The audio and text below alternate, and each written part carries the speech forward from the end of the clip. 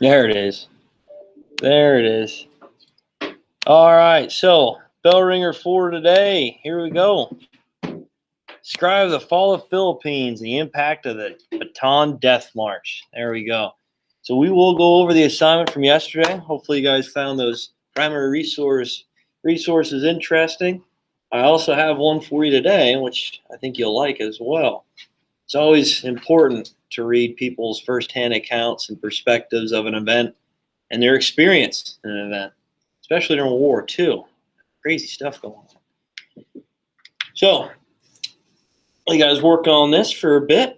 We'll move right towards those primary resources. Minor autumn current event for Thursday, you have that ready to go. Okay, because Friday won't be here. Sounds good.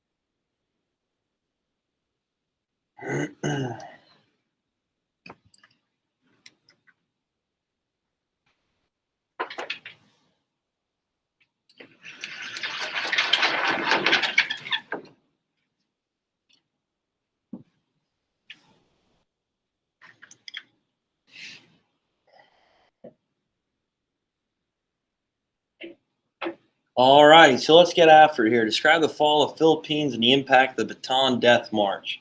So we just started here with Pacific Theater, obviously Pearl Harbor happening, okay? And really, Japan was trying to spread their imperialistic rule and dominance in the Pacific Theater and in Southeast Asia. So their aims is the Philippines. Why? Why the Philippines? Forney? Why the Philippines? So they had control. They could go down to Australia and take over them. All right, good job, right? So really the only Allied powers, forces, okay, military base that were located in Southeast Asia here were the Philippines, controlled by who? The Philippines? Or You got this. You got this. I know you do. We're in it right now. We're here. Oh, the U.S. Yeah, the U.S. Good job. So the Philippines, good job, controlled by the United States, and then Australia, right? Obviously, a territory controlled by Great Britain. So Japan really wanted to try to control this half of the world, right? The whole Pacific Islands, right? Moving into Southeast Asia. And the way they're going to do that is pushing these forces out of the Philippines and hopefully, oh yeah, maybe Australia. That's their goal. So the Philippines fall pretty quick. Why? How did it fall pretty quick? Griffin, go ahead. Yeah, they weren't ready, right? Many of these troops, okay, these soldiers that were placed here at the Philippines weren't ready for this conflict. Okay, they didn't have the advanced weaponry. They didn't have the military training that was needed to try to stop the advancing Japanese invading army. Good. Filipino soldiers, same thing, right? It's almost like they're sitting ducks in a way. Good. What else? Troy, do you have something to add? U.S. Yeah, right. Good job. So sheer distance alone. So yeah, we know Hawaii, that Pacific fleet's there. Maybe they can help and aid them out. But what happened just before that? Pearl Harbor, right? So the Pacific fleet was really out of commission. So realistically, there was no help, there was no aid, there was no supplies, there's no military effort to try to help benefit these troops and soldiers that were on this military base in the Philippines. Okay, and we talked before why the United States didn't try to intervene with the advancement of the Japanese Imperial Army in these parts of Southeast Asia. When they took over modern-day Vietnam, okay, most of all of China, Korean Peninsula. Well, we were allies with them in World War One. We're going through a Great Depression. We weren't advancing our military. And realistically, we're using the Philippines as a way of just extracting resources and having a military base, really just claiming it. There wasn't too much there, though. That's the thing. So who was in charge of the Pacific Theater here for the United States? Who was that general, five-star general that was? Go ahead, Troy. Douglas MacArthur. Good job. I keep forgetting to bring up a picture of him. Maybe at the end of class here I will today. Sorry about that. Well, you can look him up on your iPad too, Douglas MacArthur. He has a pretty cool look to him. Has some shades on him all the time. Cornstalk pipe, right, Serene? Looks tough. Yes, he does. Yeah, yeah. So he's someone to not be reckoned with. I'll tell you what. Okay, so we will talk about him a little bit more when we talk about island hopping. Okay, and the United States actually pushing back Japan in the Pacific Theater. Okay. So with Douglas MacArthur, before he left the Philippines, before he was pushed out of the Philippines, what did he say? What did he say, which I refer him as the Terminator? Go ahead. I'll be back. Yeah. I'll be back with weapons, right? Yeah. So he'll be back. He'll be trying to obviously push Japan out of the Philippines and save these POWs that were obviously under the control of the Japanese army at this time and really mistreated. Okay, which we'll get to. All right. So, is there any questions on the fall of the Philippines? Happened pretty quick, actually. Right, like I mentioned, there was really no aid, no help, no support. Okay, how could there be with Pearl Harbor? That just happened. Right. All right. So, describe the Bataan Death March. What happened here? What happened here? Go ahead, Gracie. Japan captured about 70,000 Filipino and American soldiers and walked for 80 miles without food or water. Yeah, good job. Good job. So this was one of the most horrific events in World War II, especially done to the United States in the Pacific Theater. This Bataan Death March, okay, with around 70,000 POWs, American and Filipino soldiers. And they forced them to walk in this extreme heat, extreme humidity. We all know, anyway, I'm not a great long-distance runner or walker. That's for darn sure. I couldn't do that. And especially in 100-degree heat with insects, bugs constantly swarming around you. Obviously, the humidity, the environment wasn't beneficial for these troops. And in a way, they had to pave the road, pave the travel to these camps where the Japanese will hold them to extract resources and really just use them as work camps. Okay, in many cases, death camps, because many of these soldiers will die at the hands of the Japanese soldiers to try to make examples out of these POWs to make sure that they are obviously holding up and that they are strong to fight, I guess you could say, extract resources and help the Japanese Imperial Army become more dominant and stronger. in the Pacific Theater. And we talked about some of the things that they did. Obviously, with the bayonet, stabbing these soldiers to keep them moving at a fast pace, without no food, without any water, and extreme heat. It's going to be hard to do. Samurai swords. Many of these Japanese soldiers tried to, well, made a game out of it. Okay, they had fun with just whacking limbs off of these soldiers and seeing how they could maybe hobble this distance, 60, 70 miles. If they fell, what would happen? Stream, what would happen to these soldiers if they fell, these POWs? They'd be killed, right? They'd be killed by a bayonet. Their heads would be chopped off by samurai swords. At the same time, with armored vehicles and different types of jeeps and trucks, they would follow these troops. And if they weren't keeping up with pace, what would happen to them? 40? They get run over. Oh my gosh, terrible, terrible things. Okay. And we talked, in some cases, they did have a rail car. All right. They did travel by train. But what were the conditions like in these rail cars? Gracie, go ahead. They were elbow to elbow. It was like 130 degrees in the rail car. Yeah, right. There was no, yeah, good. There was no openings, right, in these rail cars. It was almost like a hot box in a way.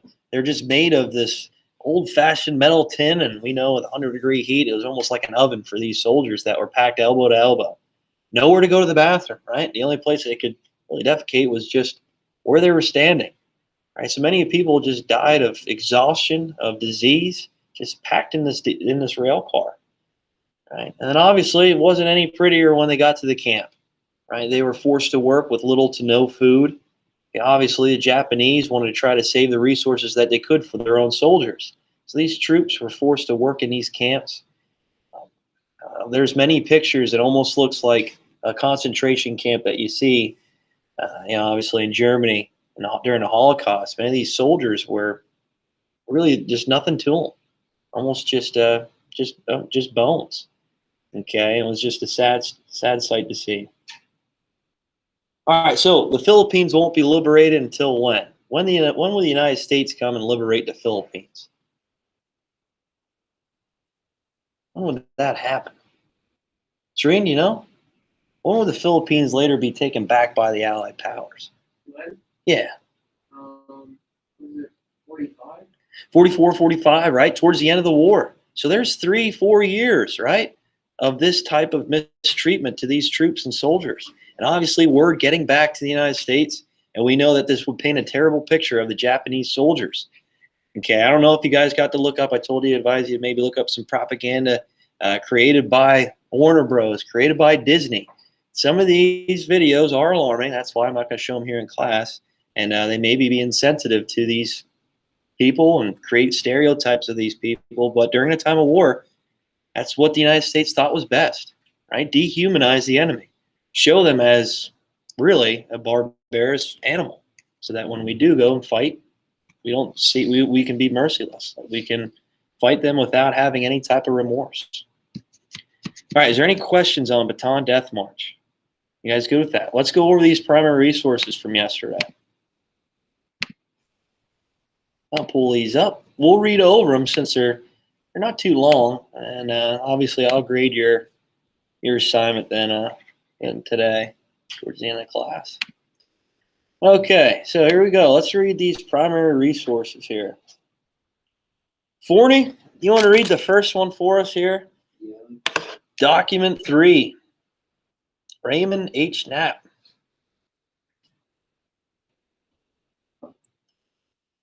So hopefully you guys found these interesting. Obviously, like I said, primary resources, people that were actually at the event that experienced it, they write their experience at the event, their perspective, and describe what they went through.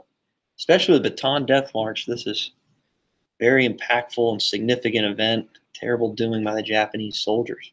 All right, Forney, go ahead. It was my thought that the safest way to make this march is to keep at the head of the column and to make the march in as shortest time as possible. Good. Hold on real quick. We'll break it down together. Yeah, I didn't mean to break you off there. So yeah, at the head, what does that mean? He was going to stay out in front, right? He's going to stay out in front of the march just so that he can maybe keep the pace. And if he drifted back, we already talked about it. If he drifted back, he'd probably get run over by an armored vehicle. Okay, or if he was towards the side, middle end, he would probably be killed by a bayonet or a samurai sword, right? Like I said, the Japanese found this as a game in a way, a game of torture. as these soldiers marched. So he thought his best way of trying to avoid any type of mistreatment and torture by the Japanese was staying out in front, staying out in lead. Okay, it's like winning the race. You're rewarded for it, right? That's what he thought. Go ahead. The reason for my decision was that it soon became apparent to me that the Japanese were not going to feed us on the march, nor permit us to secure any water, and that stragglers would be bayoneted or otherwise killed along the march. Good, right there. So he thought also with the strength, if he was out in front, he'd probably be the first one to be fed. Right? With Japanese culture, obviously, if you're performing all tasks, all objectives, if you are the strongest of that group, okay, you will be rewarded, right? You won't see any type of mistreatment. That's what he believed, right? Good, go ahead. And obviously, with the bayonets and samurai swords, you name it. We would often pass an American-made well. The Japanese guards would let a few prisoners of war get water in their canteen cups and then refused to let anyone else near the well under the threat of death. Such treatment increased my desire for water tremendously. They did all the other prisoners of war. For practically all the prisoners of war, the entire march was made without water and without food. All right, stop right there. So a lot of times the Japanese would actually drop their water canteens to see exactly what soldier would pick it up, what prisoner of war. And whatever soldier would try to pick it up, what do you think would happen in their hand? Right? Cut right off in front of them. Like I said, the Japanese were very, very terrible with their torture techniques. And they'd even allow some of these soldiers to pick up the canteen and get some water. And then right after that, they would slice their arm to make sure that they would drop it. Okay. It's like, oh, yeah, you almost had it, right? You almost had some water. Now you're without an arm. Okay. It's so some sad things. And yeah, there were some Japanese soldiers that were remorseful. Okay, that they would actually kind of drop their canteen and hope and pray that no other Japanese soldier would see a POW picking up and drinking from the water. All right, go ahead, Forney. While we were at Alenga, the prisoners of war were lined up in a chow line, and we could see food cooking and could smell it. While we were supposedly waiting for the chow line to begin moving, the Japanese guards had another inspection. The Japanese guards claimed that they found a .45 automatic in the duffel bag of an American officer.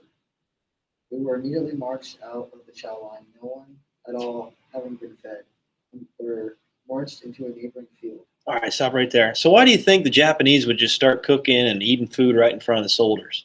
Almost like as another psychological torture, right?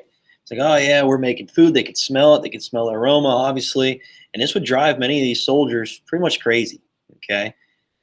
Obviously, if you're out without food, it just seems like whatever you're eating, whatever you smell is the greatest thing in the world, okay? And it could be, at this case, there's a lot of rice that was eaten by the Japanese because it was something easy to make and it was low cost. And for these POWs, this was really a torture in itself, a psychological torture. Go ahead. There we were given about a 2-hour sun treatment, still without water or food. The heat in the field and our dehydrated bodies was unbearable. Immediately after this cruel treatment, we were again formed into a column, and those of us who made it marched for 22 hours without a break. To the end of the march, I had San Fernando. Yep, good. All right. So the sun treatment, I talked about this yesterday. Again, they're just forcing these soldiers, these prisoners of war, to stay out in the sun at long, long periods of time. And we all know in the summer, thank God for air conditioning, right? Right, Serene? Oh, I mean, we can imagine if you're sunbathing, obviously, if you're tanning, your body gets pretty hot. You get dehydrated. Okay, obviously, people have tan. I don't know. But if you're out at the beach or whatever, it gets pretty hot. It's unbearable for a long period of time.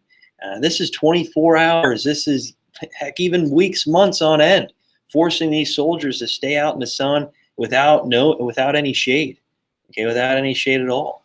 All right, and this is really extreme heat and humidity in these locations.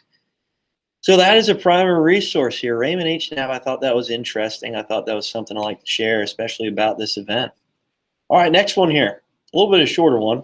Primary source, document 4. Grady T. Ellis. Serene, you want to read this one for us? Yeah, the whole thing. Yeah, just this section here. Yeah. I walked with about 100 other prisoners in the group, which was originally formed from the recruited companies, but after a few days became very disorganized. Many of the men would fall out along the line of march, would be shot or bayoneted by the sick. What does that mean? It's so more or less it's just kind of like a break in the sentence, like in his response. So maybe he kind of went on like a little bit of tangent, and they wanted to try to group the primary source together to get a bigger effect. Never heard that. Private guards, I let the guy. All right, let's stop there. So we talked about this already, guys. We talked about how many of these soldiers tried to force these troops, these prisoner of war, with their bayonets, with their samurai swords, and really making a mockery out of these prisoner of war. All right, go ahead. Where was I at? If any. If any of our men were caught trying to help a faltering soldier, he would also be shot, bayoneted, or clubbed with the butt of a rifle by the Japanese guards. We were forced to march 9 days without food, except that given to us by the Filipinos along the way. On one occasion, we marched for 2 days and nights without a break. At one point, we were kept in a wire stockade for 3 days, 2 of which it rained, and then resumed our march, which took a total of 14 days. Wow, 14 days. 14 days. I know I mentioned 9 to 10 days, but in this case, 14 days, constantly marching, constantly being out in the elements, okay, with this extreme heat, with no food, no water. All right, terrible, terrible things here. All right, there we go. So those are primary resources, like I said, firsthand accounts, people that actually experienced the event. In this case, very sad. All right, so real quick, I want to talk about the Doolittle Raids. It's a very significant event in World War II, especially getting back at the Japanese. And I do have a reading for you towards the end of class. Maybe I'll show the video for you tomorrow so you can have time to work on the reading. All right, so Douglas MacArthur, Colonel James Doolittle, and Doolittle Raids. There you go.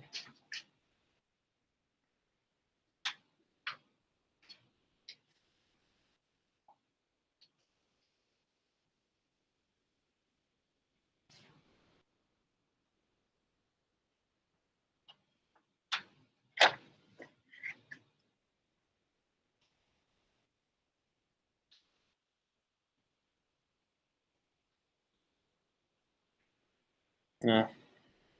I'm assuming anybody's that not here is taking the SATs.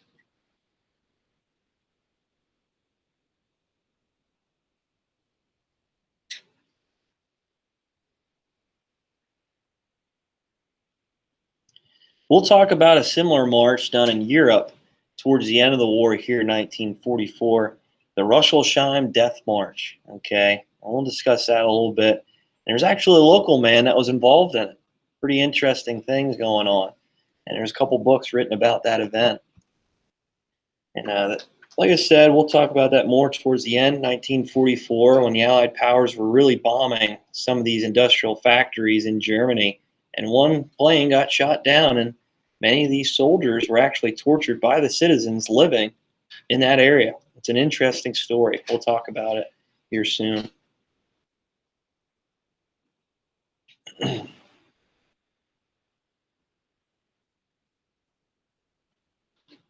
All right, so we talked about Douglas MacArthur already, all right? We talked about his importance in the Pacific Theater and how he's that 5-star general, really the man calling the shots, okay, out in Pacific Theater and trying to push the Japanese advancement back. And in this case, which we didn't even get to yet, really halt that advancement. Okay, Colonel James Doolittle, what do we have for him here? What do we have for him? Griffin, do you have this one? Oh, okay. He was an American military general and aviation pioneer who made early post-war flights. All right, yeah. So he led 16 bombers to attack Tokyo, which we'll talk about today with the Doolittle Raids.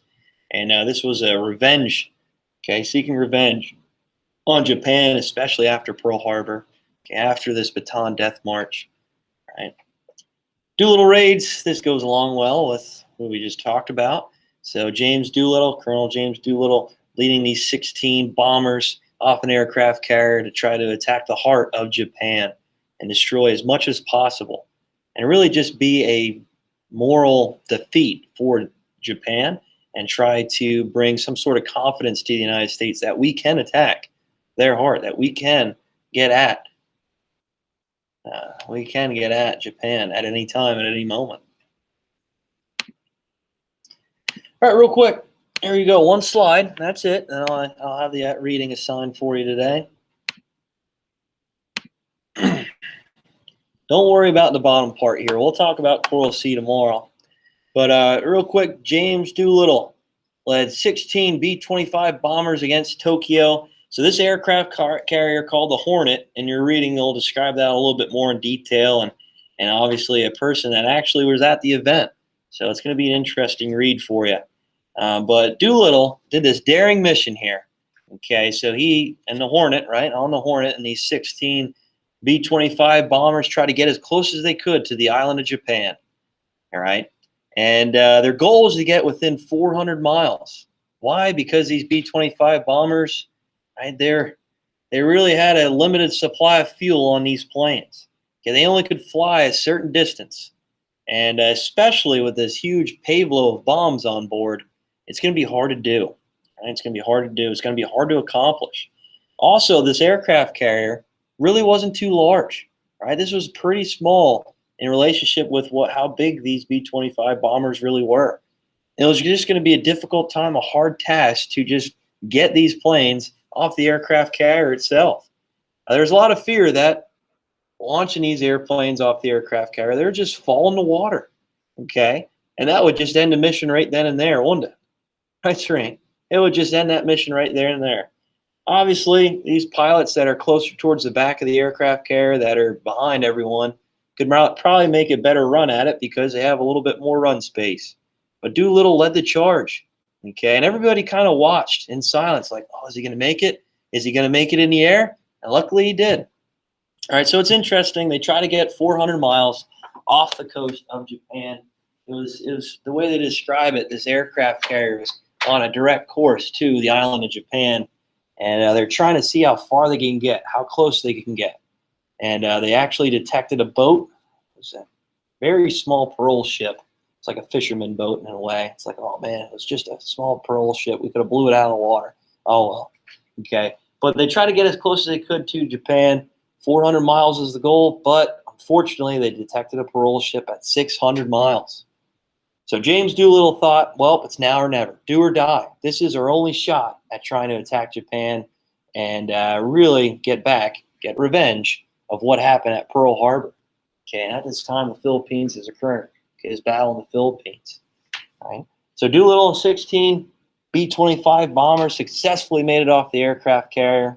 Okay, and they flew 600 miles on very low, obviously limited fuel. And to try to combat against this, they actually ripped a lot of the turrets, a lot of the machine guns on these B-25 bombers that usually protect themselves from any aircraft up in the air.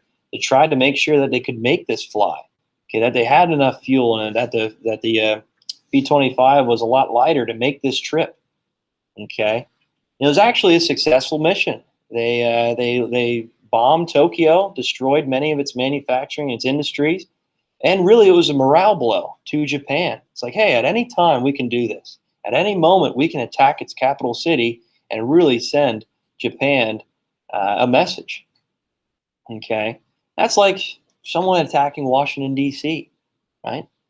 So with Japan, they knew that they're in a fight. They really woke this sleeping giant. And we'll talk more tomorrow about how this battle out in the open water with Coral Sea was a stalemate, and really how we stopped their aggression in the Pacific.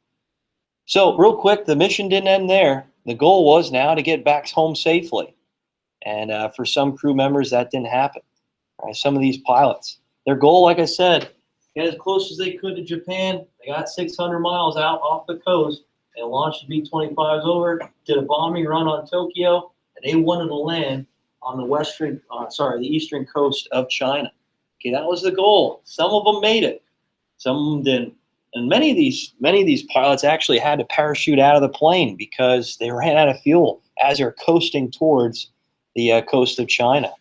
And at the same time, who controlled China mostly? Who controlled most of China? Gracie? Japan. Japan, right? So they're going to land in enemy territory, right? They're going to have to do their best to try to hide amongst the Chinese people and try to make sure that they can evacuate somehow to the western portion of China, these remote locations, so that maybe they can hit an air base and get home, right? There's actually one plane that landed in Russia, right? It landed in the Soviet Union. At this time, yeah, we're getting closer towards Operation Barbarossa, and we will be an ally with the Soviet Union. Some of these troops actually were pushed into these work camps, unfortunately. And I believe 8 of these airmen were actually captured by the Japanese. And you can only imagine what happened to them, right? You can only imagine what happened to them. So they were tortured. They were forced to work in these prisoner of war camps. But all in all, the Doolittle Raids was a success. And this would lead to a lot of firebombing onto Tokyo and onto major cities within Japan. It showed that the United States can reach their targets, that Japan is not this invincible force. And realistically, did Japan see a defeat at all? Well, obviously not in World War I. They didn't. Okay, they didn't lose in World War I. They didn't lose to Russia in this Russo-Japanese war. Okay, the last time they had any type of conflict was the United States in the 1860s with that gunboat diplomacy. But since then, have they been involved really in a war? Not really. Okay, not really. So were there any real attacks on the mainland of Japan? No, there weren't. So this was the very, very first one for about 600-700 years, I bet it would be. Really, maybe even longer than that, because no one really dared to try to attack Japan because they're an island, because they had such a strong will, and we know that their culture is very strong, okay, and very disciplined. All right, is there any questions on that? So this is the first attack on Tokyo, the capital, on Japan, and the Doolittle Raids were successful at that. Okay. Real quick, this is Simon's now posted, I believe, for you. I'd like you to work on that. And tomorrow I'll play a clip from the Battle of Midway. All right, it's a movie that just came out last year, I believe, right before COVID came out. And it's a clip of the Doolittle Raids. I think you guys will like it a lot. And real quick, so here is the reading for today. So you access the reading by clicking on this link here, Eyewitness to History, and just fill out the Doolittle Raids document attached below. You guys got it? Courtney, you got it? Yep. Griffin? Serene? Yeah, I got it. Kayla? Everybody else, we're good? All right, cool. There we go. Please take note of that primary resource in that reading. That's an awesome resource there. It describes the Doolittle Raids and everything that went on.